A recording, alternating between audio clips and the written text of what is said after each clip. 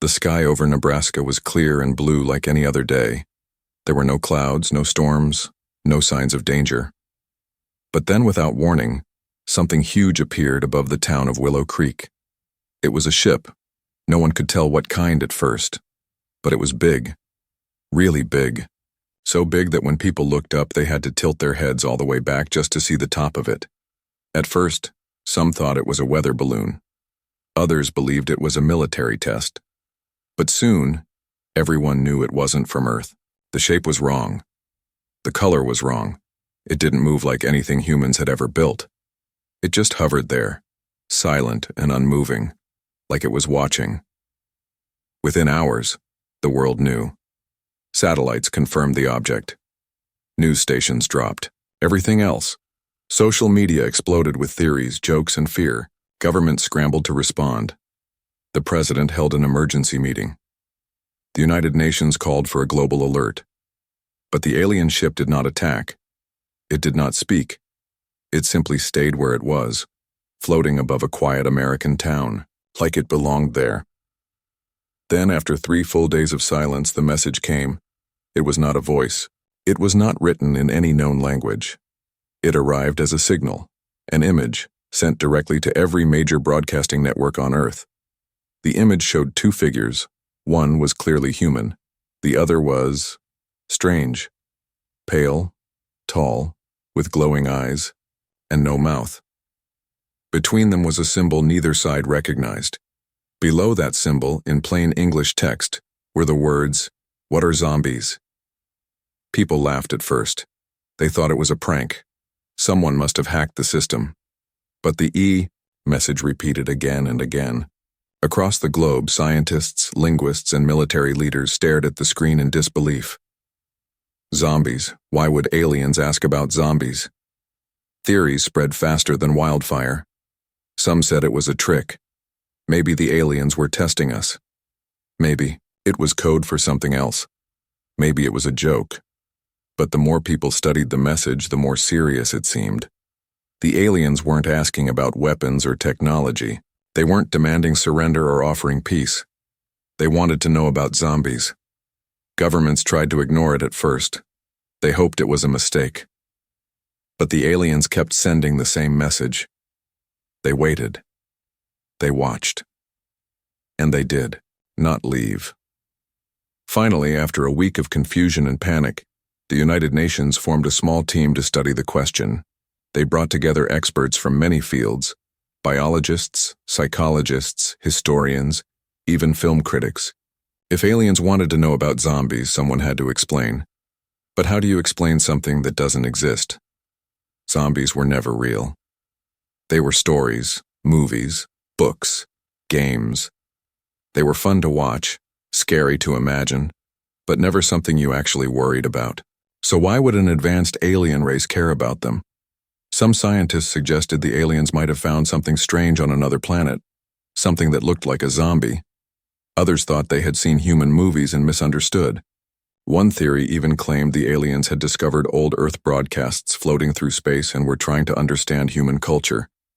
Whatever the reason, the message was clear. The aliens wanted answers. After weeks of debate, the UN decided to respond. They recorded a short video explaining the basics. They showed clips from classic zombie films. They described how zombies were imagined in human culture, how they moved, how they acted, how they spread. They sent it into space, and the aliens replied. This time, the message was different. It included images of something disturbing. Grainy, footage of tall, pale beings moving slowly through dark hallways. They stumbled. They groaned. They reached out with shaking hands. And worst of all, they attacked each other. The humans watching the footage felt uneasy. It looked too much like the movies, too much like the stories. One scientist whispered, "They're infected." Another asked, "Infected with what?" No one had an answer. The aliens followed up with more questions. They wanted to know how to stop the creatures, how to contain them, how to survive. Suddenly, the situation stopped being funny. If the aliens were seeing things that looked like zombies, something was very wrong. Soon, the world realized the truth. This was not a misunderstanding. It was not a joke, it was a problem. A real one. The aliens hadn't just asked about zombies because they were curious. They needed help. And if they needed help dealing with something that looked like a zombie outbreak, then humanity had to take it seriously. Because if zombies, or something close to them, had reached outer space, then Earth might be next. The world had a problem it never expected. Aliens were asking about zombies, not weapons, not trade, not diplomacy, zombies. And now someone had to answer. Governments met behind closed doors. Scientists argued with politicians. Military leaders frowned at the idea of sending anyone but soldiers. But after long discussions and many strange ideas, the decision was made. They needed people who understood zombies, not just as fiction, but as culture, fear, and myth. So they started picking names. Lisa Martinez was the first. She taught college classes on horror stories and how they shaped human minds. She wasn't a fighter, but she knew what zombies meant to people. She could explain why humans made movies about them, why they scared us, and what they said about death. Next came Chris Bennett. He used to be in the army, then became a survivalist blogger. He knew how to stay alive in bad situations. He didn't believe in doomsday prepping, but he knew how to build walls, make traps, and keep calm when things went wrong. He was the kind of guy who always carried a knife in his boot, just in case. Then there was Marcus Lee. He was young, barely 30, and worked as a film student. But he knew more about zombie movies than most professors. He could name every film ever made about the undead, and he could tell you which ones got it right and which ones were just silly. If the aliens wanted to understand how humans saw zombies, Marcus could show them. Danny Ruiz was next. He made video games for a living, and one of them was really popular. It was a survival game where players had to escape from zombies in an old city. He built the rules, the behaviors, the way the zombies moved and attacked. If anyone could explain how zombies worked in stories, it was him. They also picked Dr. Amir Khan. He studied viruses and how diseases spread. He had worked on real outbreaks before, so he knew what happened when sickness took over a town. He wasn't excited about being chosen, but he understood why. If the aliens were seeing something like a zombie outbreak, they needed someone who could find the cause and maybe even stop it. Last was Tanya Wilson. She produced TV shows. Not documentaries, not news, but drama. She had worked on a hit zombie series that ran for 5 seasons. She knew how to tell a story, how to make people care, and how to turn science into something everyone could understand. She wasn't sure why they wanted her, but she wasn't going to say no. When they all met, it felt strange. They weren't diplomats or soldiers. They weren't famous. They were just regular people who knew more about zombies than they ever thought they would need to. They sat in a small room inside a government building far from their homes. The walls were plain. The lights were bright. And the man who greeted them looked serious. "You've been chosen," he said, "not because you're fighters, not because you're spies, but because you know about zombies better than anyone else we could find." No one spoke at first. Some looked confused. Others tried not to laugh. Chris finally asked, "Are you serious? You're sending us to space?" "Yes," the man said. "The aliens asked for help, and you are our best chance to give it." They spent the next few days preparing. They were given medical tests, told to sign papers they barely read, and shown videos of the alien message again and again. They watched the footage of the tall, pale beings moving through dark halls. They heard the groans. They saw the attacks. It was hard to believe it was real. Tanya kept asking questions. Do we even know if these things are real? Or is it just a misunderstanding? Maybe they saw a movie and got scared. Dr. Khan shook his head. This isn't a movie. Look at how they move. Look at how they act.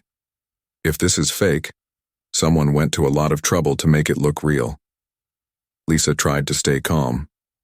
If they really don't understand zombies, then we have to explain it. Not just what they are, but why we made them up. What they mean to us. Marcus nodded.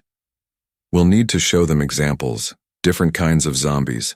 Slow ones, fast ones, smart ones, dumb ones. They'll need to see it all. Danny added, and we should bring copies of the best ones. If they're going to learn, they might as well watch the good stuff. They were given little time to get ready. Clothes, food, tools. They packed what they could. Each of them brought something personal. Lisa brought a notebook. Chris brought a small knife. Marcus brought a DVD of his favorite zombie movie. Danny brought a flash drive full of game files.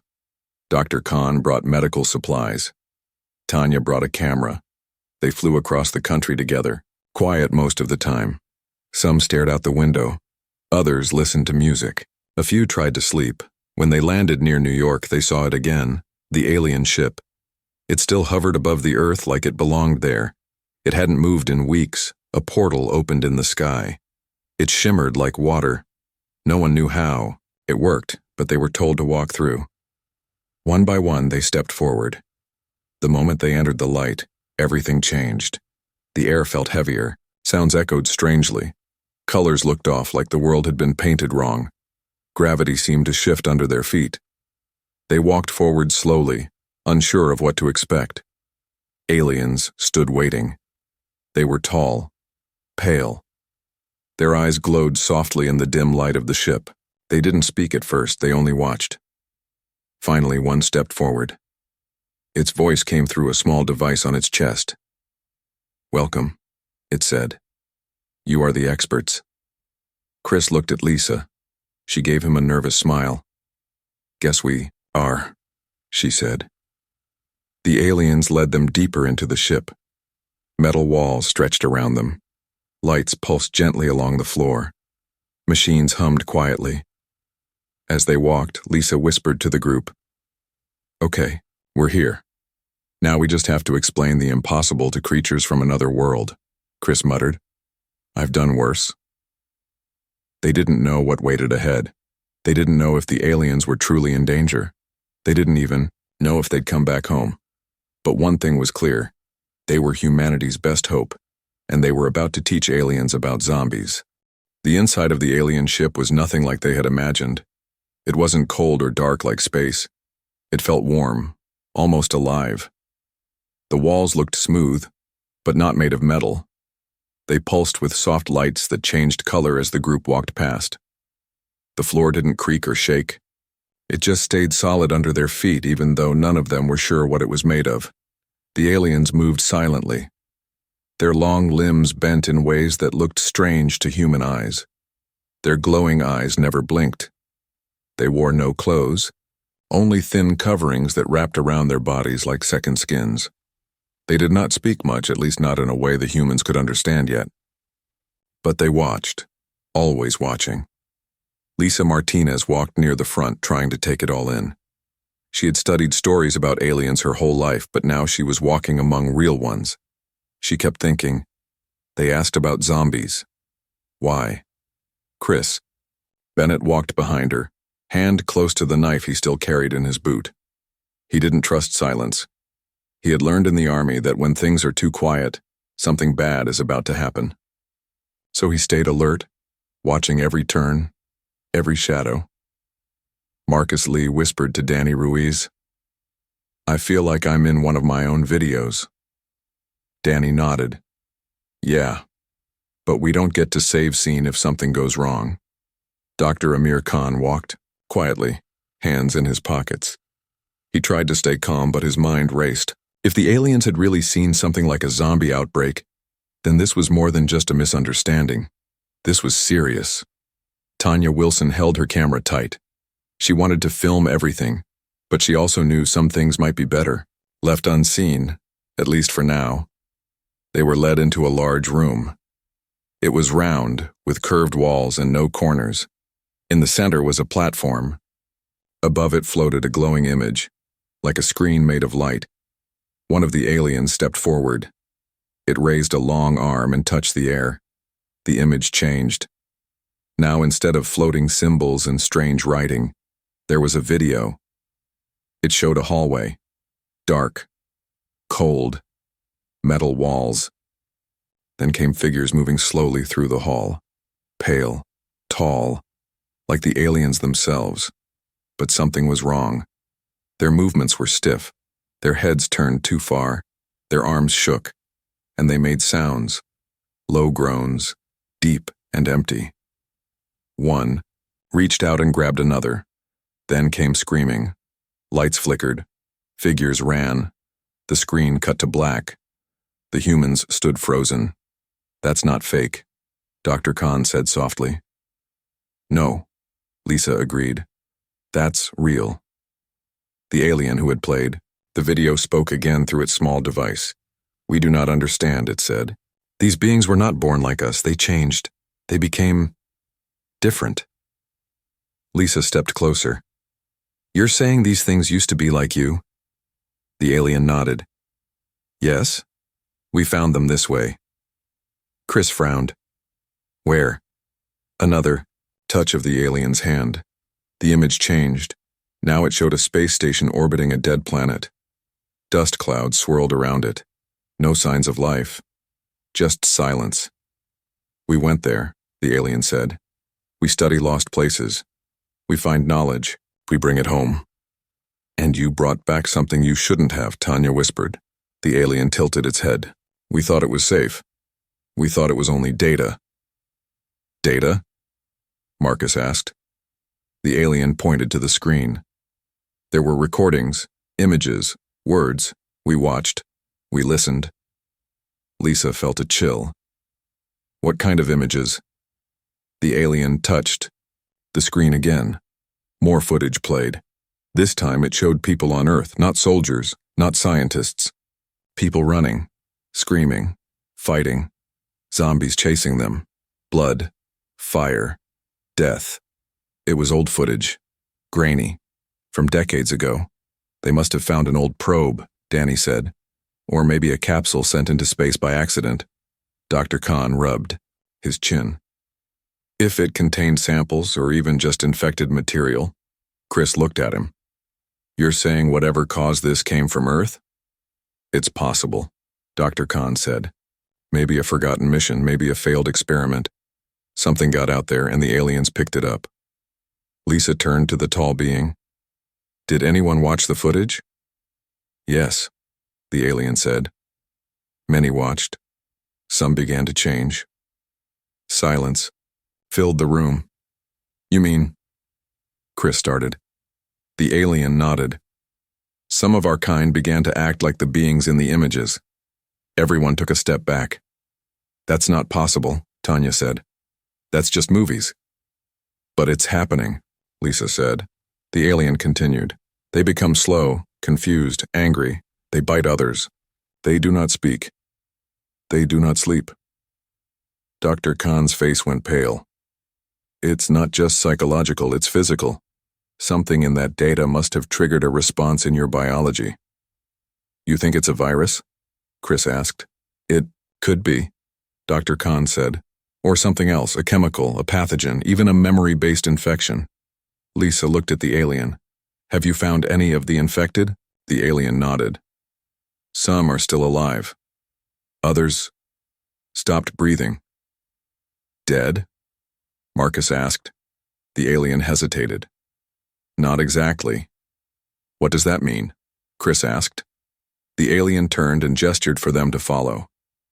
They walked deeper into the ship. The halls grew darker. The lights dimmed. The air felt heavier. Finally, they arrived at a sealed door.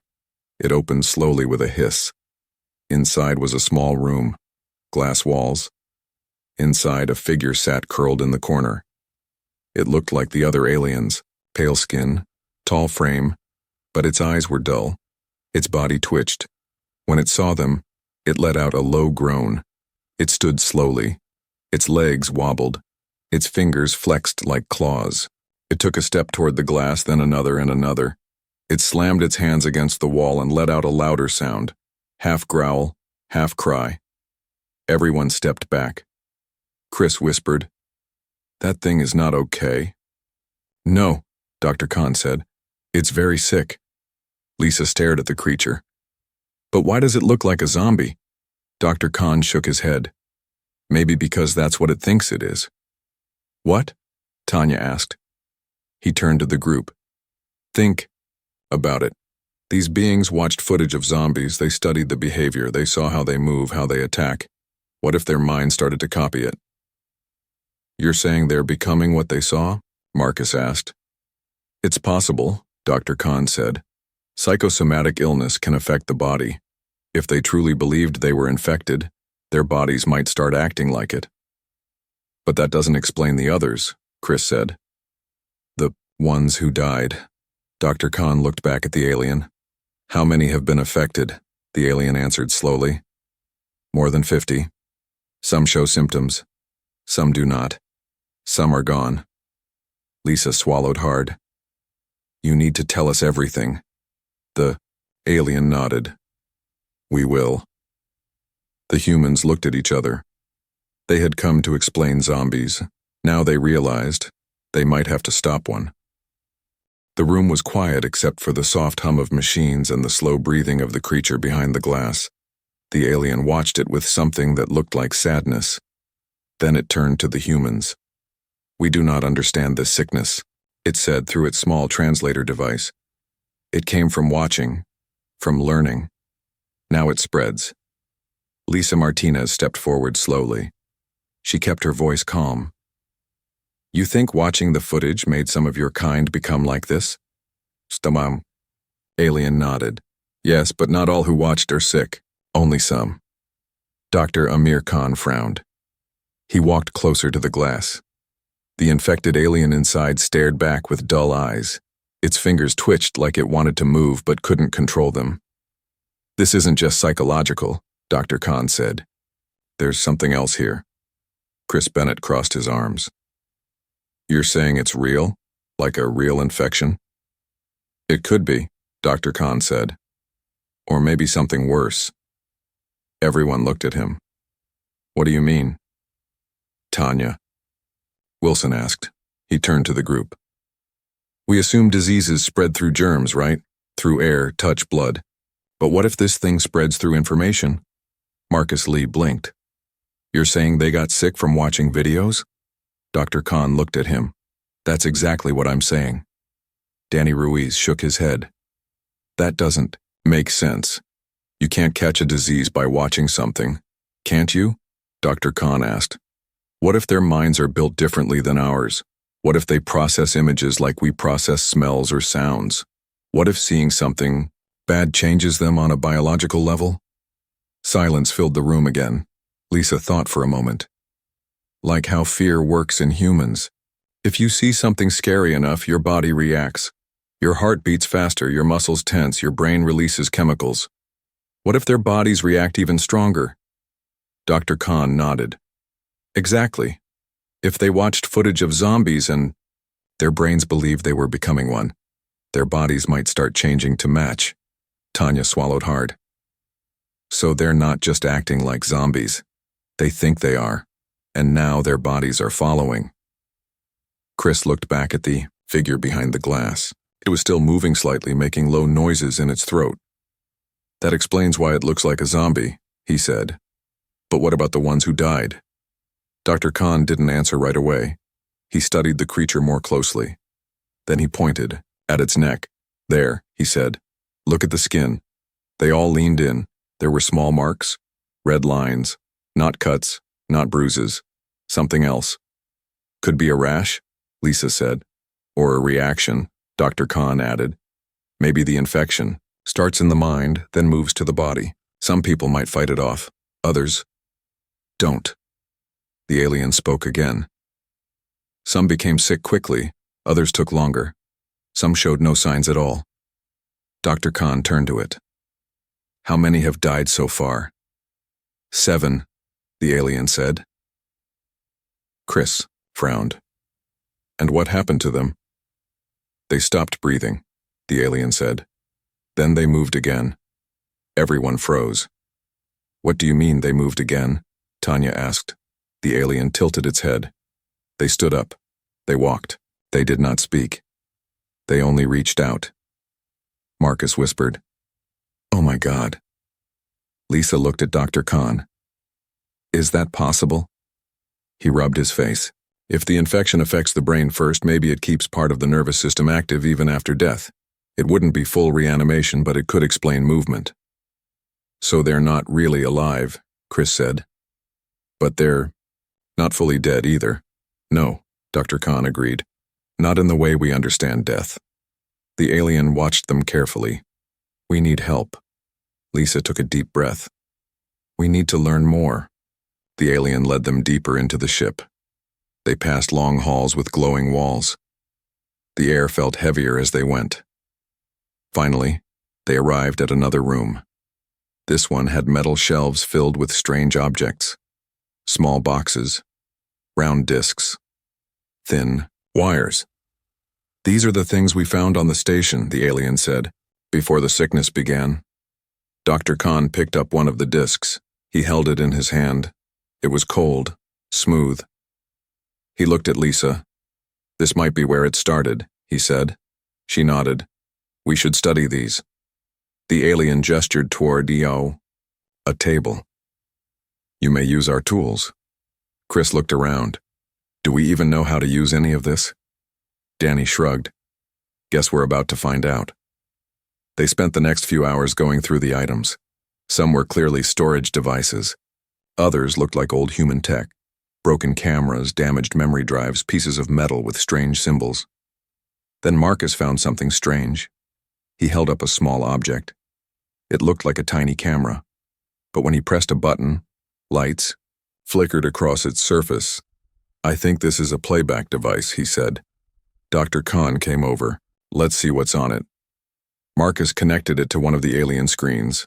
A moment later, the screen lit up. It showed a video. A man sat in front of the camera. He looked tired. His clothes were torn. Behind him was a dark room with metal walls. I don't know if anyone will ever see this, the man said. But if you do, listen. The humans leaned in. I was part of an Earth mission, the man continued. A secret one. We launched a probe years ago. It carried samples, old data, test materials, some failed experiments. We thought it would float forever in space. We never expected anyone to find it.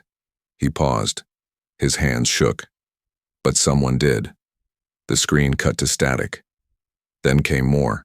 Images, people running, screaming, blood on the floor, someone being bitten, more people falling, groaning, changing. The video ended. Silence filled the room again. Lisa looked at the others. This proves it. Chris nodded. Something from Earth caused this. Dr. Khan looked at the alien. You found this probe? Yes, it said. We brought it home. And you played the recordings. Yes, Tanya whispered. You didn't just watch movies, you saw real footage of an outbreak. The alien didn't respond. Lisa turned to the team. We need to figure out what's in those samples. If there's a pathogen, we need to stop it before it spreads. Chris looked at the door. And we need to make sure none of us get infected. Dr. Khan nodded. Agreed. The alien watched them carefully. Will you help us? Lisa looked at the others. One by one, they nodded. Yes, she said. We'll help. But deep down, she knew one thing. This wasn't just about explaining zombies anymore. They weren't just teachers. They were now part of the cure. The team got to work fast. There was no time to waste. The infection had already spread among the aliens. Some were sick, some were dead, and some, those who had died, had started moving again. Dr. Amir Khan led the way. He took the small storage device that held the video from Earth and connected it to one of the alien machines. Lights blinked. Symbols changed. Then more footage appeared on the screen. This time, it showed a lab. Cold, dark, full of broken equipment. A group of people in suits moved quickly between tables. One of them looked into the camera. This is Dr. Elena Cruz, she said. Day 23 of the outbreak. We lost 3 more last night. Her voice was tired. Her face was pale. We thought we had control, she continued. We were wrong. The infection spreads faster than we expected. It's not airborne, at least not fully. But it passes through blood and saliva. Bites are the worst. Once someone gets bitten, they change within hours.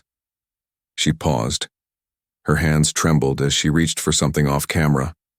We tried everything, she said. Antibiotics, antivirals, even experimental treatments, nothing works. The brain shuts down first, then the body follows, but not completely. She looked away for a moment. When she spoke again, her voice was softer. They come back, not alive, not really, but they move, they attack, they don't stop. The screen cut to black. Everyone stood still. Chris Bennett broke the silence. So this isn't just a misunderstanding. This is real. Lisa Martinez nodded. And it came from Earth. Danny Ruiz shook his head. But how? That video must be decades old. Dr. Khan rubbed his chin. That doesn't matter. What matters is that the infection survived long enough to reach this ship. Marcus Lee looked at the alien standing beside them. Did you find anything else on the station? Any other samples? The alien tilted its head. Yes. We brought some here. Take us to them, Lisa said. Without a word, the alien turned and walked out of the room. The humans followed. They went deeper into the ship. The lights grew dimmer. The walls felt tighter. Finally, they arrived at another sealed door. It opened with a hiss. Inside was a cold room filled with shelves. On those shelves were small containers. Each one had markings. Some were faded. Others were clear. Dr. Khan stepped forward and picked up one of the containers. He opened it carefully. Inside was a small metal box. He pressed a button and the lid popped open. Inside was a small glass tube filled with dark liquid. He held it up. This could be it. Tanya Wilson frowned. You mean the virus? It's possible, he said. If this came from that station, then yes, this could be the source. Chris crossed his arms. Then we need to make sure none of us touch it. Dr. Khan nodded. Agreed.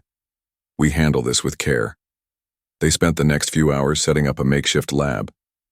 The aliens provided tools that looked like nothing the humans had ever seen before. Some floated, some changed shape, but somehow they worked. Dr. Khan and Lisa studied the sample under a glowing microscope. Tiny shapes moved inside the liquid. It's active, Dr. Khan whispered. Lisa looked closer. What kind of virus is this? He shook his head. I've never seen anything like it. It looks like a mix of several pathogens, like it evolved or was designed to survive extreme conditions. Danny frowned. Designed? Dr. Khan didn't answer right away. He kept looking at the screen. Finally, he said, maybe this wasn't an accident. Maybe someone sent this into space on purpose. Silence fell over the group. Tanya was the first to speak. You think this was a weapon? It's possible, Dr. Khan said, or maybe a failed experiment. Either way, it ended up in space and now it's here. Chris looked at the alien. How many of your people have been exposed? The alien answered slowly. More than 50. And how many are showing symptoms? 23. Lisa asked. Are they all together? No, the alien said. Some are in separate rooms. Some are still working. That's bad, Chris said. If this spreads through blood or saliva, being near someone who's infected could be enough. Dr. Khan nodded. We need to isolate everyone who might have been exposed. The alien looked confused. Isolate? Lisa explained. Put them in separate places. Keep them away from others. The alien thought for a moment. Then it said, We will do this. But even as it spoke, one of the other aliens nearby began to shake. Its hands trembled. Its breath came in short bursts. Then it let out a low groan. Everyone turned. The alien staggered forward, its glowing eyes dimmed. It reached out toward them. Then it fell to its knees. The others backed away. Lisa whispered, It's happening. Dr. Khan rushed forward. He checked the fallen alien's pulse. His face went pale. He's not breathing, he said. Everyone froze. Then, slowly, the alien opened its eyes. They were dull now, not glowing, not alive. And yet it moved. It pushed itself up. It stood, and it growled, low, deep, like the others. Chris pulled out his knife. It's infected. The other aliens stepped back. Lisa looked at Dr. Khan. We need to contain this now. He nodded. We'll need to study the virus more, but we also need to teach them how to survive. Tanya asked, Survive what? Lisa looked at the newly infected alien. Survive the zombies. Chris turned to the rest of the team. We're not just scientists anymore. We're teachers. Marcus looked nervous. What exactly are we going to teach them? Lisa took a deep breath. Everything we know about zombies. How to spot them. How to avoid them. How to fight them. Danny swallowed hard. And how to kill them. The alien leader watched them closely. You will help us learn? Lisa met its gaze. Yes. But you need to listen to us.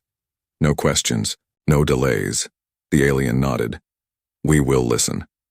Outside, the ship drifted silently through space. Inside, the first lesson was about to begin. And the first rule of surviving zombies: don't get bitten.